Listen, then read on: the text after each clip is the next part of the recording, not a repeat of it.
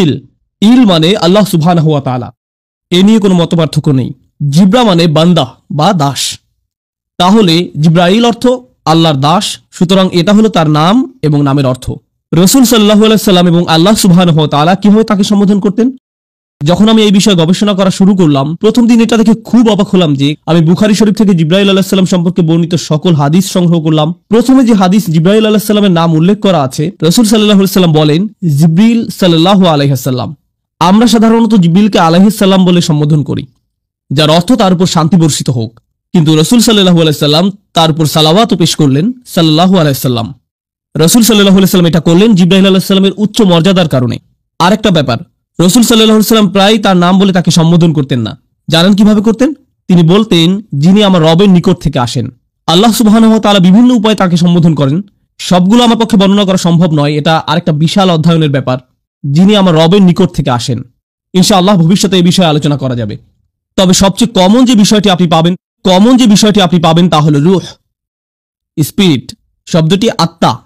আল্লাহ তাকে বলেন আর রূহুল কুদুস, পবিত্র আত্মা। আল্লাহ বলেন আর রূহুল আমিন, বিশ্বাসী আত্মা।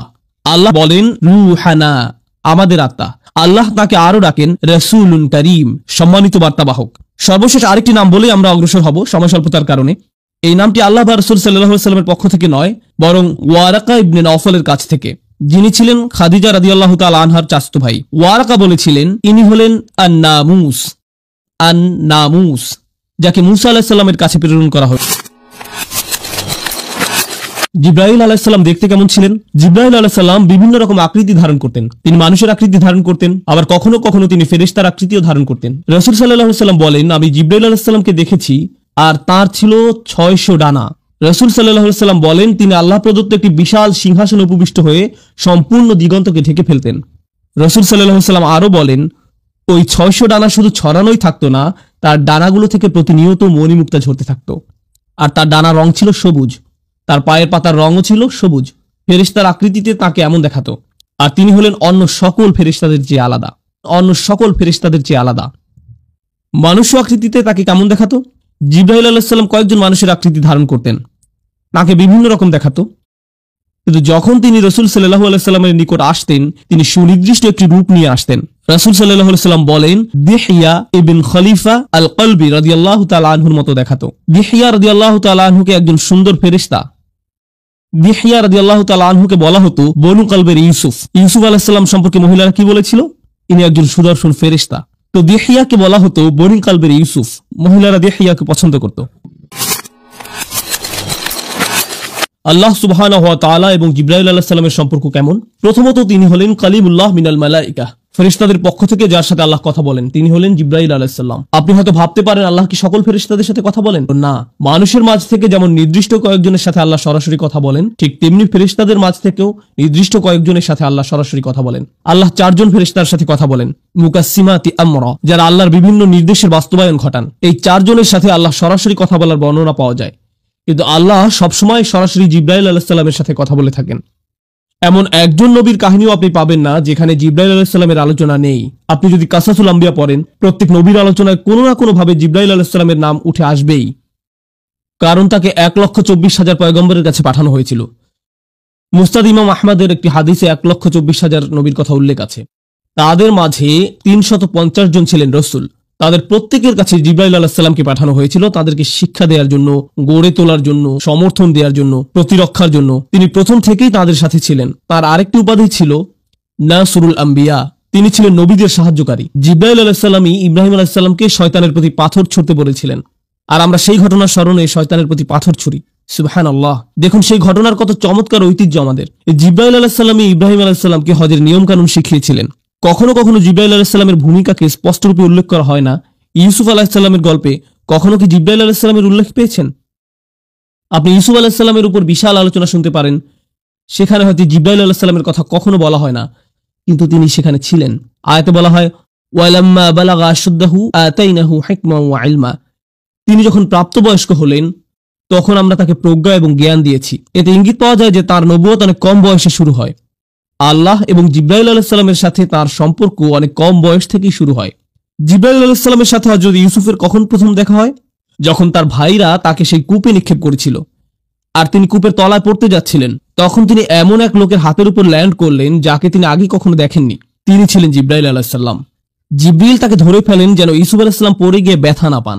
সুবহানাল্লাহ, চিন্তা করে দেখুন। ইবনুল কাইয়্যিম রাহিমাহুল্লাহ এই ব্যাপারে মন্তব্য করতে গিয়ে বলেন, এই ঘটনার নিদর্শন রয়েছে যে কোন সৃষ্টি আল্লাহর রজ্জুকে ধারণ করলে আল্লাহ অবশ্যই তাকেও ধারণ করেন, তিনি আপনাকে পড়ে যেতে দিবেন না। মাঝে মাঝে এই উল্লেখটা খুব সূক্ষ্ম, আপনি হয়তো কোনো লক্ষণীয় উল্লেখের কথা শুনেন না। এখানে জিবরাইল আলাইহিস সালামের ভূমিকাটা খুবই তাৎপর্যপূর্ণ। ইউসুফ আলাইহিস সালাম যেন পড়ে গিয়ে ব্যথা না পান সেজন্য আল্লাহ তাকে পাঠালেন ধরে ফেলার জন্য।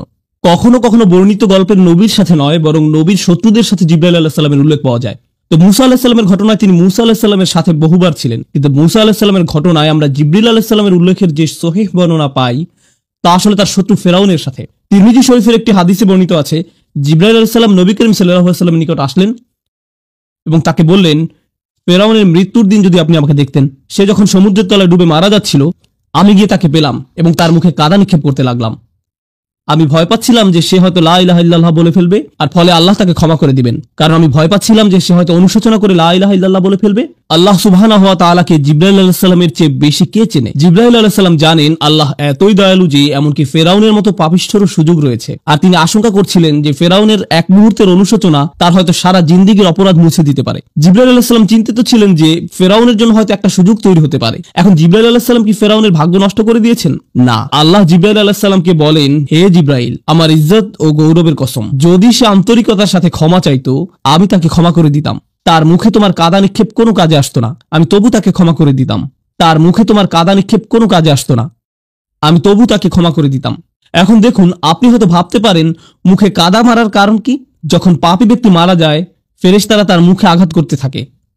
জিবরাইল আলাইহিস সালাম কেন ফেরাউনকে এত ঘৃণা করতেন?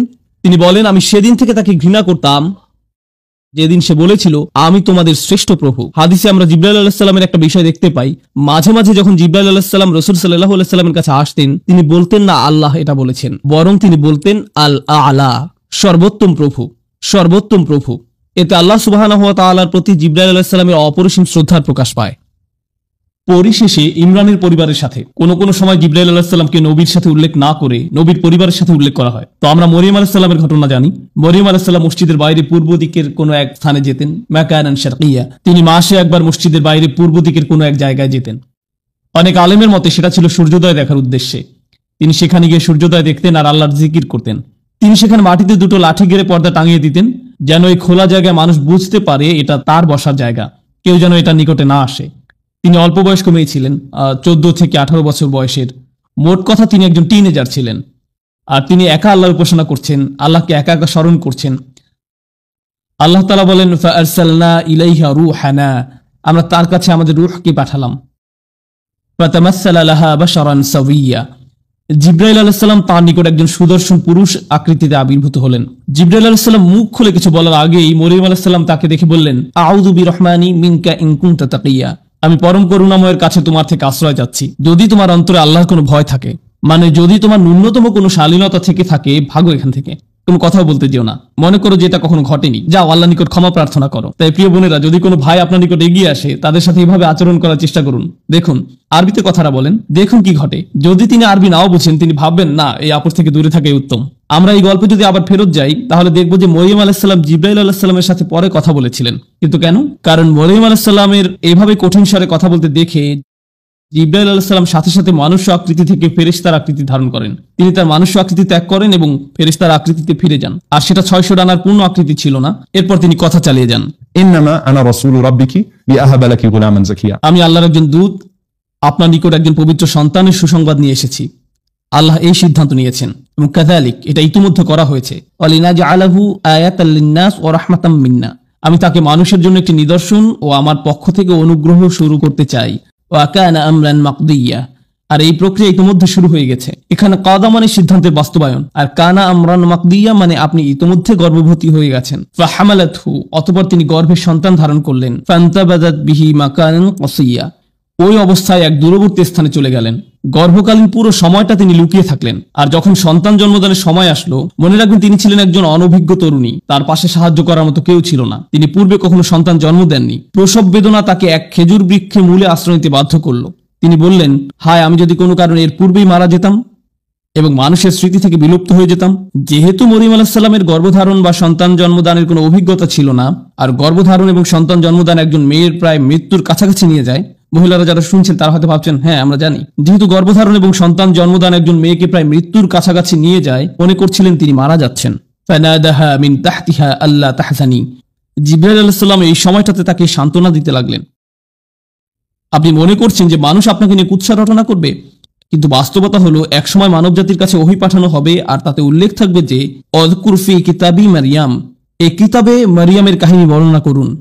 আর দেখো, কদ জাআলা রাব্বুকা তাহতাকা সারিয়া, তোমার পালনকর্তা তোমার পায়ের তলায় একটি নহর জারি করেছেন, আর তুমি খেজুর গাছের কাণ্ড ধরে তোমার দিকে নাড়া দাও, তাহলে তা তোমার উপর তাজা পাকা খেজুর ফেলবে। ফাকুলি ওয়াশরাবি ওয়াকররি আইনান, অতঃপর তুমি খাও, পান করো এবং চোখ জুড়াও। তোমার বাচ্চা তোমার চক্ষু শীতলকারী হওয়ার কথা, তোমার বাচ্চার দিকে তাকাও, কষ্টের দৃষ্টিতে নয়, সুখের দৃষ্টিতে। অতঃপর দ্বিতীয় পরীক্ষা আসলো, যখন তোমার সম্প্রদায় তোমার সন্তান সম্পর্কে জিজ্ঞেস করবে, তখন তুমি নিজের সমর্থনে কোনো কথা বলতে পারবে না। এবং ইতিমধ্যে মরিয়ম আলাইহিস সালামের পূর্ণ বিশ্বাস তৈরি হয়ে গেল যে আল্লাহর সাহায্য তার সাথেই রয়েছে। তাই মরিয়ম আলাইহিস সালাম যখন তার সম্প্রদায়ের সম্মুখীন হলেন, তিনি জানতেন না যে আল্লাহ কিভাবে তাকে রক্ষা করবেন, কিন্তু যেহেতু তাকে সঠিক উপায়ে প্রশিক্ষিত করা হয়েছে, আল্লাহর উপর তার নির্ভরতা চূড়ান্ত রূপে আবির্ভূত হলো। তিনি ভাবলেন কিছু একটা ঘটতে যাচ্ছে, আর ঠিকই আল্লাহ সুবহানাহু ওয়া তাআলা তাকে পুরস্কৃত করলেন।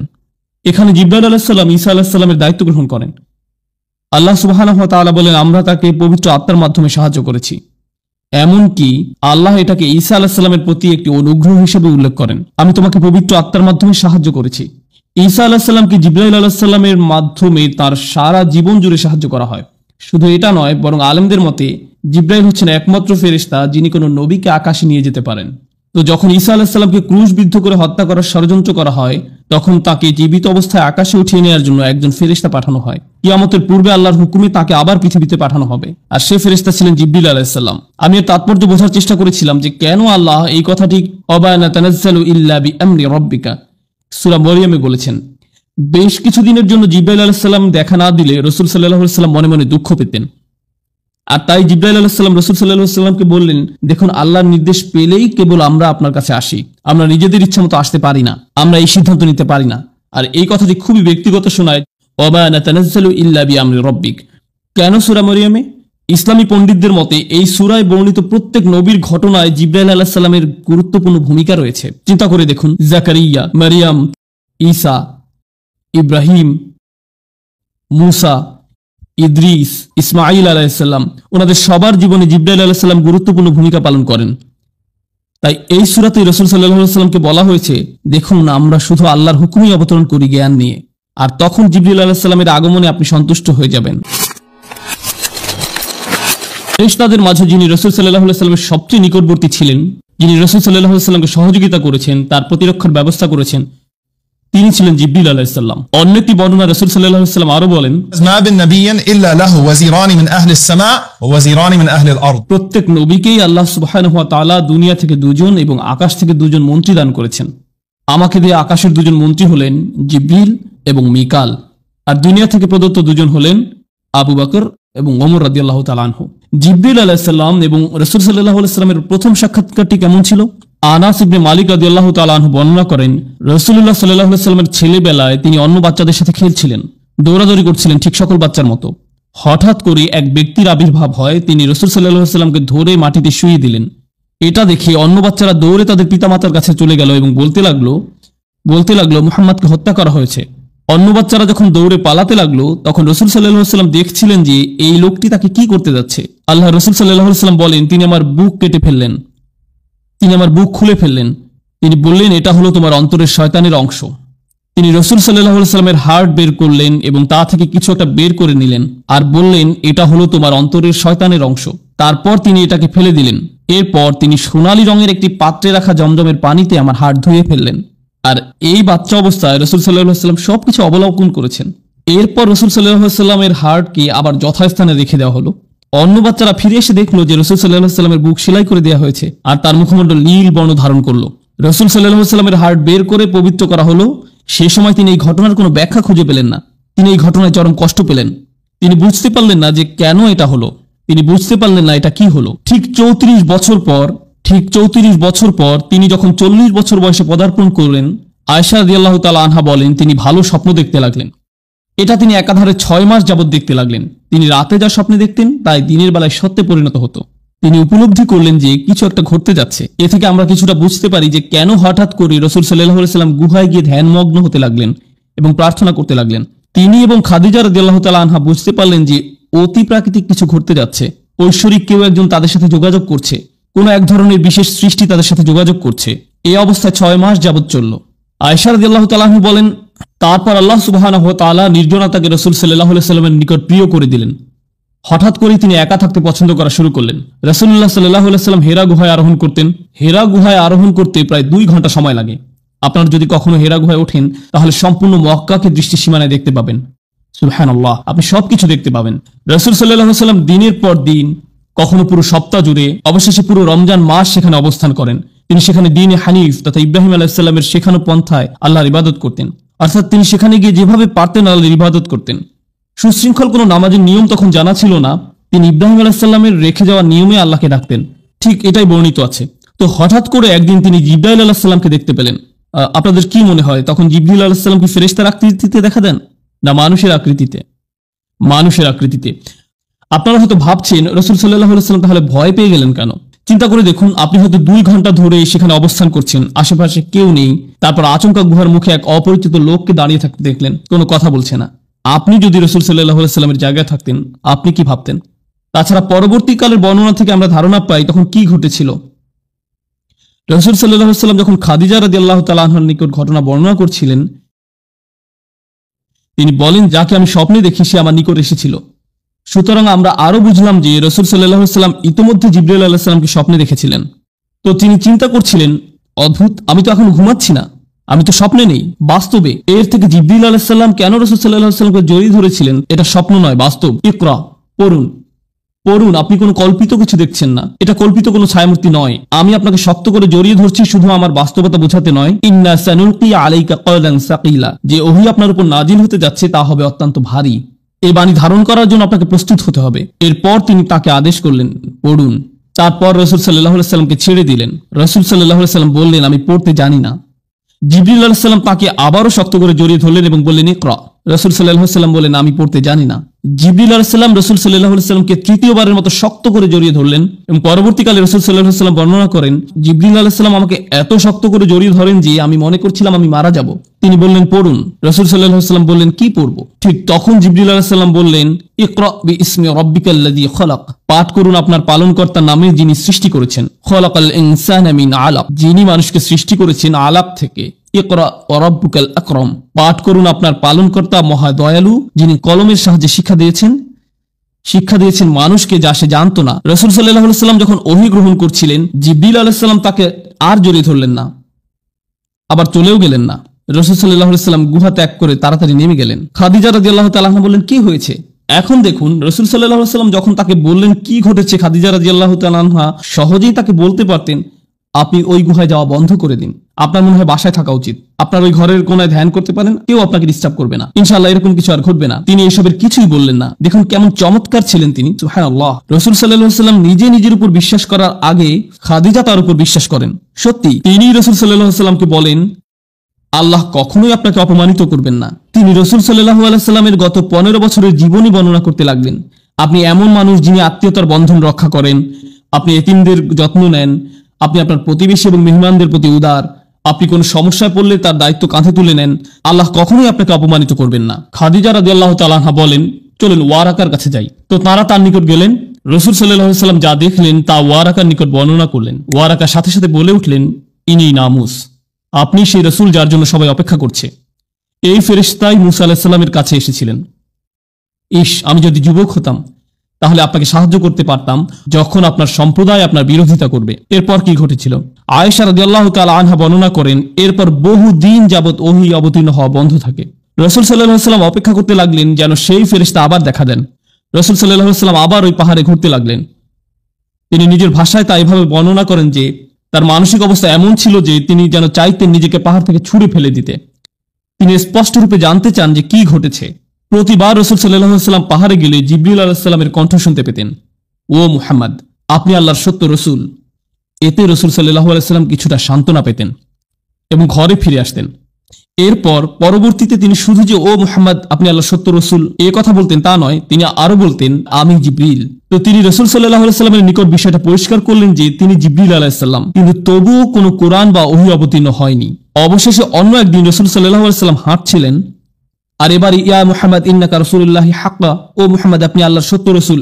বুখারী শরীফে জাবির রাদিয়াল্লাহু তাআলা আনহু থেকে বর্ণিত আছে রাসূল সাল্লাল্লাহু আলাইহি সাল্লাম হাঁটছিলেন, তারপর হঠাৎ উপরের দিকে তাকিয়ে দেখলেন জিবরিল আলাইহিস সালাম তার পরিপূর্ণ ফেরেশতা আকৃতি ধারণ করে সম্পূর্ণ আকাশ ঢেকে আছেন, সম্পূর্ণ দিগন্ত ঢেকে আছেন।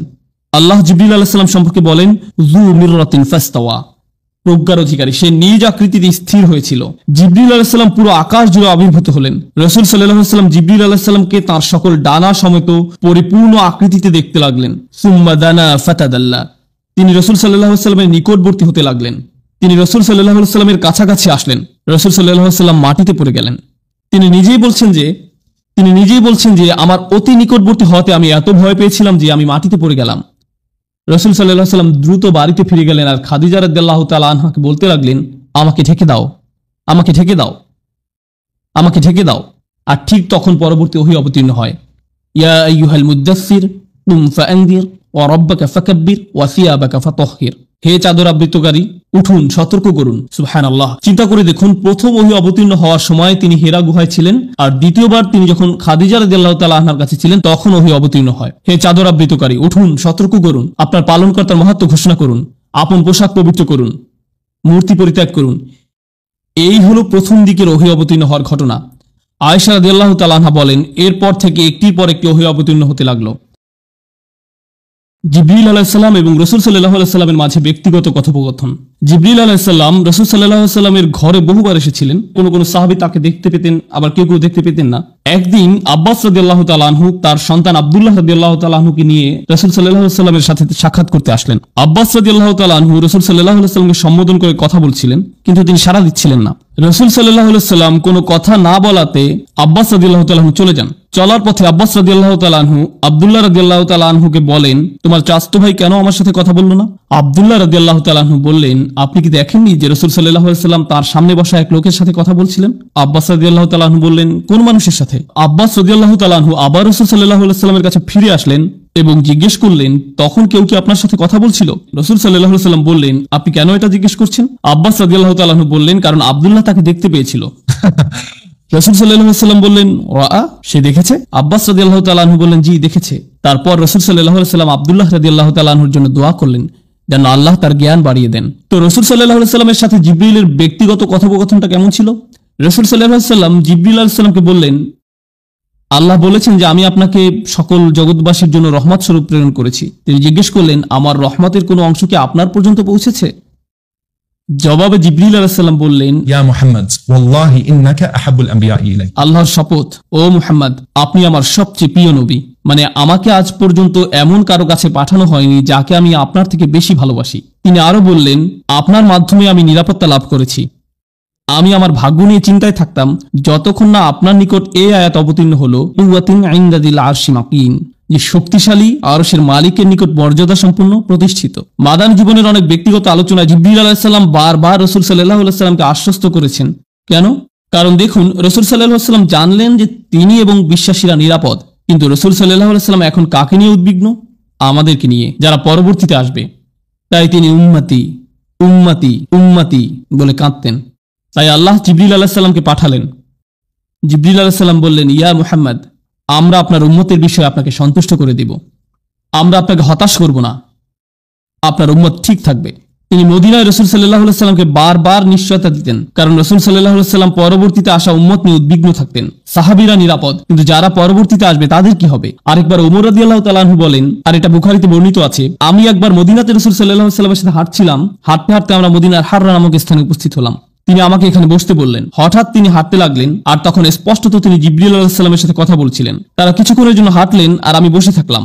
আর এই হাঁটা অবস্থায় রাসূল সাল্লাল্লাহু আলাইহি সাল্লাম বলছেন ওয়া ইনজানা ওয়া সারাক ওয়া ইনজারা ওয়া সারাক ওয়া ইনজানা ওয়া সারাক, এমনকি যদি সে জিনা করে বা চুরি করে, যদি সে জিনা করে বা চুরি করে।